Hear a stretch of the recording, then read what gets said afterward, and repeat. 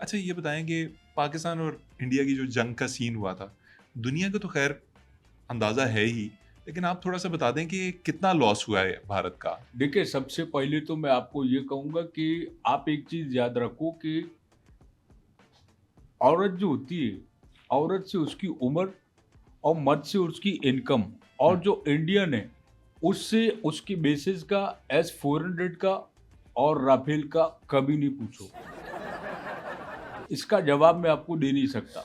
देखिए सर, आपसे पूछना तो बनता है ना, आप पाम इंडियन नहीं हैं। आपकी सर, आपकी आंखों को क्या हो गया सर? नहीं, आप सवाल पूछे, मैं अमरतान घोष हूँ। सर मैं पूछ रहा था कि दुनिया को तो पता है कि कितना नुकसान हुआ है। सर आप देख किधर रहे हैं सर? शाह जी, आपकी या आंखों को क्या? एक मिनट, ये आपके साथ आपके भाई भी बैठा है दूसरा। शाह जी, आपको जंग की बात सुनते ही क्यों ये आंखें क्यों फेर लेते हैं आप इस तरह से अंदर की तरफ, वो भी नहीं, क्या? ये हो जाता है बाय डिफ़ॉल्ट, मेरे अंदर एक ही मैन्युफैक्चरिंग फ़ॉल्ट है। कोई बात नहीं, अपना सूर जारी रखो, मैं सर मैं नहीं जवाब दे रहा करता, हूँ। मैं जंग की बात नहीं करता। अगर आपने इसी तरह से एक्ट करना है, ये अजीब मुझे लगा कि आपको कुछ दौरा पड़ गया। नहीं, दौरा तो हमें पड़ा है, हम पूरी दुनिया में आपकी वजह से, सिर्फ़ आप लोगों की वजह से हम पूरी दुनिया में दौरे कर रहे हैं कि यार पाकिस्तान पागल है, हमें बचा लो। ये स- बात हँसने की नहीं, आप हर चीज़ को मज़ाक ले रहे हो। स- स- मज़ाक नहीं होता ये बात। अच्छा, दूसरा भाई आपका आया, इसको बोलो जाओ, एक बंदा बात करे मेरे से। एक वक़्त में, एक समय के अंदर मैं एक एक व्यक्ति से बात कर सकता हूँ, 2-2 नहीं। अच्छा, आप तो बोल रहे हो ये चुप है। ये कोई बैठ के मेरे खिलाफ हमारी साजिश कर रहा है। हमें शाह जी, मुझे ये बताएं कि आप होम मिनिस्टर हैं, अगर आपको इस तरह दो दो नजर आना शुरू हो गया तो इंडिया में तो आप क्या करेंगे लोगों के साथ? देखो, मैं अभी सेंसस वाली जो बात चली ना, मैंने एक्चुअल सेंसस की जो आबादी का जो तनासुब है, मैंने बताया। हम्म। वो लोग कहते हैं देश की जो टोटल आबादी है, वो 1 अरब 40 करोड़ है। हम्म। मैंने कहा नहीं, देश की जो कुल आबादी है टोटल, वो 2 अरब 80 करोड़ है। तो आपको तो फिर देश भी दो लगते होंगे। असल में ये मसला मेरे साथ नहीं है, यही चीज़ हमारे देश में जो बड़े-बड़े हम लोग बैठे हुए हैं, हाँ। उनके साथ भी ये है। अच्छा, हमारी एक्चुअल जो सेना है वो 15 लाख है, लेकिन हमें लगा कि 30 लाख है। अब जैसे युद्ध का समय हुआ, तो युद्ध के समय में हमारे जहाज़ थे 170, जो कि बॉर्डर पर जा रहे थे, जाने वाले थे। वो हमें लगा कि 540 है। और आप खान साहब, मेरी बात का यकीन नहीं करोगे कि पाकिस्तान वाले कहते हैं कि हमने 6 आपके विमान गिराए, अच्छा। लेकिन मेरे जो गिने वो 12 थे। अच्छा, ये आपका भाई भी आपके साथ हँस रहा है। इसको चुप कराए, या तो एक एक व्यक्ति हँसे ना, या तो वो हँसे या फिर आप हँसो। आपको कोई प्रॉब्लम है? मतलब आपकी आवाज भी जरा फंसी फंसी सी है, आपकी आंखें भी घूम जाती, क्या मसला है आपका? हमारी तो ज़िंदगी फँसी हुई है, आप क्या बात कर रहे हैं? हमारा देश फँस गया है, आप आवाज़ की बात कर रहे हो। कहाँ फंस गया आपका देश? पूरे विश्व को पता है कहाँ फँस गया है। देखो, आप मज़ाक-मज़ाक में ना मज़े ले रहे हो। शाह जी, आप मजाक किए जा रहे हैं, मुझे ये नहीं, मज़ाक की बात नहीं है। ये देखो, आप भी हँस रहे हो, वो जो आपका भाई आपके साथ दूसरा बैठा है, वो भी हँस रहा है। अब चुप हो गया। शाह जी, नुकसान का बताएं, नुकसान कितना हुआ है? देखिए 12 तैयारे तो आपने गिरवा दिए। देखिए, मैं अगर आपको सीधी बात बताऊँ, तो मैंने जो देखा है कि मैं हैरान हो गया हूँ, और पूरा देश हमारा हैरान हो गया कि यार, ऐसे how it could be possible कि आपने 300 किलोमीटर लंबे फालसे से हमारे विमान गिरा दिए।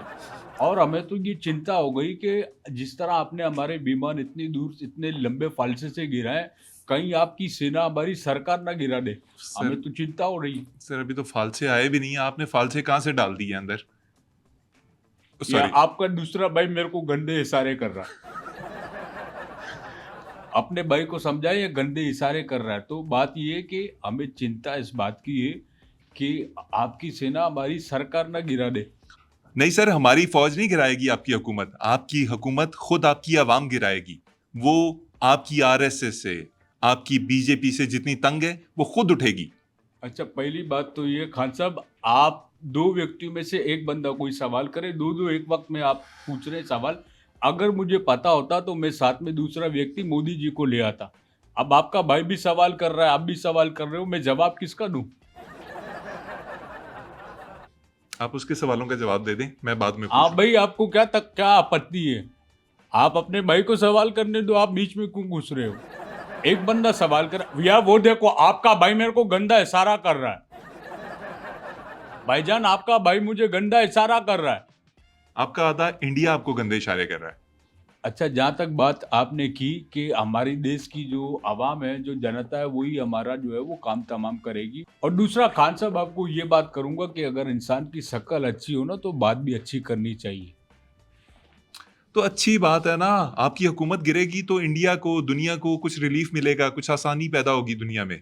यार आप कैसी बात करते हो, कैसी बात करते हो, आप ऐसी बात करते हो। जी मैं ऐसे ही बात करता हूँ। इंडिया अब कहाँ खड़ा है? देखिए, इंडिया इस समय वहां खड़ा है जहां सारे लेटे हुए हैं। दूसरी बात कि 10 मई 2025 के बाद इंडिया जाग की तरह बैठ गया है। लेकिन हमें कोई फर्क पड़ता ही नहीं है, हम क्योंकि हम अमीर देश हैं, हमें कोई फर्क नहीं पड़ता। अमीरी गई तेल लेने। आप कहते रहे कि जंग में हमारा नुकसान ही कोई नहीं हुआ। अब आपके वो सीडीएस, वो चौहान साहब, वो कह रहे हैं जी कि हमारे विमान गिरे हैं, पता नहीं क्यों गिरे हैं, ये ढूंढना है कि किस वजह से गिरे हैं। आप क्या कहेंगे इसके ऊपर? देखिए खान साहब, आपने जो हमारे सीडीएस अनिल चौहान साहब की बात की, तो मैं इस पे यही जवाब दूंगा कि हमें कोई फर्क नहीं पड़ता। जैसा कि मैंने आपको पहले बोला, विमान 6 गिरे, 12 गिरे, 600 गिरे, 1200 गिरे, हमें कोई फर्क नहीं पड़ता। हम चेक काटेंगे एक और नया ले लेंगे। हम अमीर देश है, ये सारा पैसा हमारा हाथ का मैल है।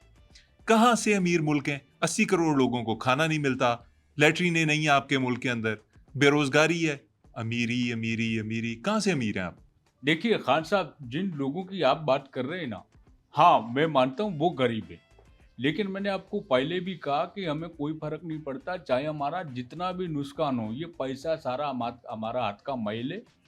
और इससे हमें इसलिए फर्क नहीं पड़ता, चाहे दुनिया में हमारी बेइज्जती हो रही हो, लोग हम पे थू थू कर रहे हो, चाहे हमारा मेजर डिप्लोमेटिक फेलियर हुआ है, चाहे हमारे डेलीगेशन को देश के जो हेड ऑफ द स्टेट हैं वो मुंह नहीं लगा रहे हैं उनसे, यानी कि मिलना नहीं चाह रहे, चाहे शशि थरूर का इंग्लिश बोल बोल के मुंह यूं टेढ़ा हो गया हो, हमें कोई फर्क नहीं पड़ता।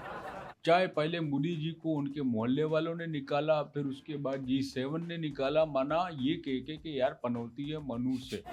चाहे मोदी जी का जंग के बाद पुतले ने खुद को आग लगा लिया, वो एक अलग बात है, हमें कोई फर्क नहीं पड़ता। चाहे दुनिया की लान तान हो रही, हमारी इज्जत तार तार लुट पुट जाए, कोई फर्क नहीं पड़ता, क्योंकि अब अमीर देश है।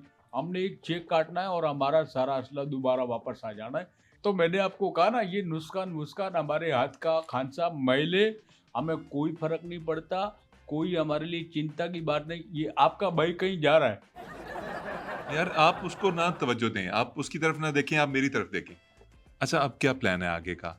जंग तो हो गई, पहले आप अपने भाई को बोलो या तो दरवाजे से बाहर निकल जाए या वापस आ जाए, वहीं खड़ा हुआ है। आप आंखें बंद करके मेरा सवाल सुने। आंखें बंद करें, आंखें बंद करें आप। अमित शाह जी, आंखें बंद करें। हाँ, अब सुने। जंग हो गई, आगे का क्या प्लान है? सुई वहीं अटकी हुई है या अच्छे पड़ोसी बन जाना है?